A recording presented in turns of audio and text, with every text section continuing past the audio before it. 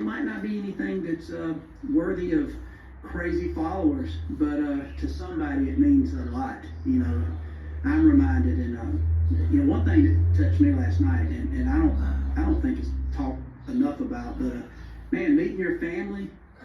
All morning, I called my wife, called T-Bone. I said, man, I'm gonna tell you something, man. I met, you know, Cameron's wife and hanging with his kid and Tanner and just chilling. I said, dude, I felt like I was home in the South, getting ready to eat a bowl of cheese grits and you know, eat some cornbread. I said, man, we sat around and, with the family and just chatted and talked about the weather to politics to the State of the Union, and for me, it hit me because I was thinking about need a hug, and let me tell you, your self-worth. Yeah. You're incredible, but this that you're exuding does suck.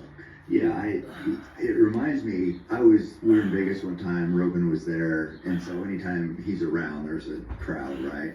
And I can't remember what we were drinking, this was years ago, it was like, it was, you know, stupid, but anyway, there was tempers were flaring. Right. I don't know why, circle bar, I don't know what it was, but everybody swole up, everybody, and somebody was acting tough around Joe. Yeah. And Joe was just like, he's like, come here, give me a hug. He gave the guy a hug. Are you serious? He recognized him. Gave him a hug. Oh my God. That was it. Dude, I've never met Joe. I want to so bad. I'm such a fan. And hearing stories like that, I've heard stuff like that. That's a hell of a tape for him to know. But on the surface, yeah, it's not negative. It's a sarcasm. It is those right jabs. I mean, you know, fun. What would people, like if you got mad at somebody's show, what were people upset with you about? Your success? Or what would they say? What was hate you would get? You know, there's a story I'll tell, and I've told this a couple times. I never forget the first year Retro Road Trips. This is kind of what I get about. Well, one is, you know, everybody saying, well, it must be nice killing them in a high fence. For the record, we've never, you know, shot an animal on our show on a high fence. We've never videoed in it. I haven't either. Nor I could dive in some psychology there. Yeah. And so in reality, that is most of the time, it's almost like maybe that's it. Maybe there's such a, it's hard for me to say because I can't gauge what it is people would even see in me, but maybe it's just that I'm so regular that what makes it special.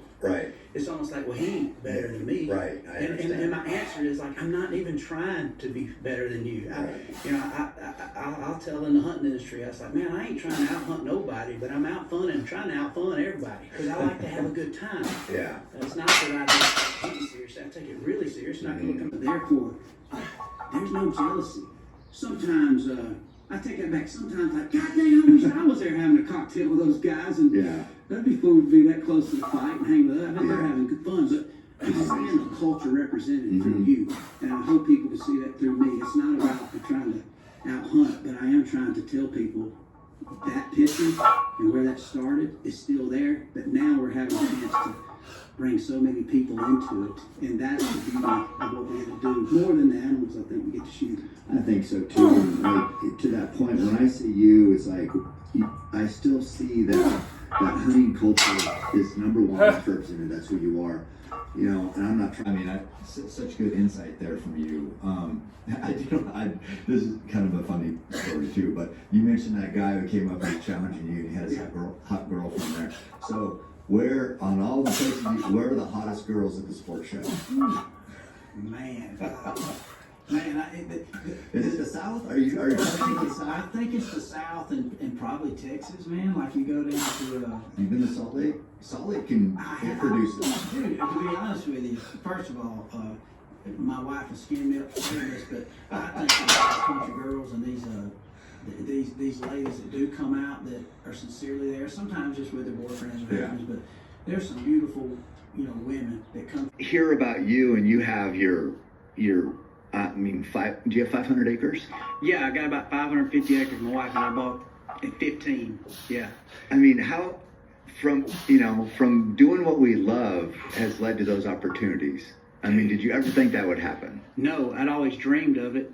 I dreamed of it, but man, I mean, think of the things we have dreamed of that are still we're thinking of. So, for me, I almost felt oddly weird and guilty. Like, for having a chance to buy something or get something at that level. Like I was talking to bow hunting or whatever, and so I don't know, man. I think in that's been the cool thing to see that pictures, because that was a lot of journey ahead, and me and you put some dice on the table right there, baby. Yeah. I mean, we rolled them, and so to have that opportunity is pretty crazy. And my family did not understand it, Cameron. Like my grandmama, I mean, it was so blue collar and so basic American. Get you a good job, get good health benefits. What can the company give you? Man, 401k. 401k. Yeah. Great Christmas party, man. You can get a free turkey every year. They give free turkeys out down there, or a ham. You can pick a turkey or ham for Christmas. Wow. Yeah, For free. For free. You know, or hey, and if you work there, if you're there for 6 months, you get two. Because I realize how hard I have worked, but I realize that they're spending so much energy mad at the people that succeeded when I see something in them that they don't see in themselves. So it's not that I'm mad that they're being negative. I'm mad that's like, did you not look in the mirror? Mm-hmm. Are you just looking at social media and seeing this person? Did you not look at your ability and talents? And if you did, and you can't admit that you were talented, why did you not take the gamble? Right. You'll sit here in Vegas and put $100 on a blackjack hand, but you wouldn't put down $10 on yourself. Right. So why are you mad at me? Yeah. There is a part of confidence, not arrogance. If you can't bet on yourself, who the hell are you gonna bet on?